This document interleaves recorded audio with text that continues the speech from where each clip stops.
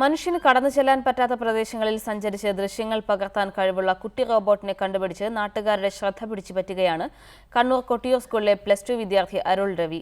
പൂർണ്ണമായും റിമോട്ട് കൺട്രോളിലൂടെയാണ് അരുൾ രവിയുടെ കുട്ടി റോബോട്ടിന്റെ പ്രവർത്തനം. അരുൾ രവിക്ക് ഈ കണ്ടുപിടുത്തം വളരെ ചെറുതാണ്. എന്നാൽ കാഴ്ചക്കാർക്ക് വലിയ അത്ഭുതവും. 4 ചക്രങ്ങളിൽ ഏതു കുണ്ടിലൂടെയും കുഴിയിലൂടെയും അരുളിന്റെ കുട്ടി റോബോട്ട് ദൃശ്യങ്ങൾ പകർത്തി പമ്മി നടക്കും.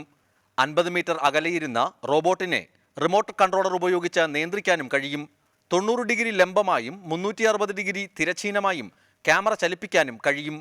മനുഷ്യർക്ക് എത്തിപ്പെടാൻ പറ്റാത്ത സ്ഥലങ്ങളിൽ ഇതിന് കടന്നു ചെല്ലാൻ സാധിക്കും.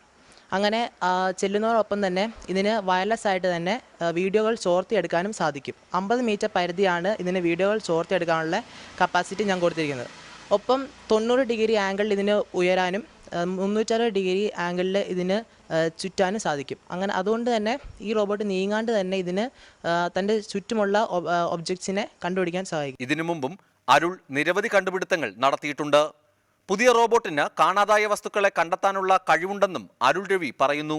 കൊട്ടിയൂർ സ്കൂളിലെ അധ്യാപകരും കൂട്ടുകാരും രക്ഷകർത്താക്കളായ രവിയും സിൽവിയും നൽകുന്ന പ്രോത്സാഹനമാണ് കണ്ടുപിടുത്തങ്ങൾക്ക് താങ്ങാവുന്നതെന്നും അരുൾ രവി പറയുന്നു.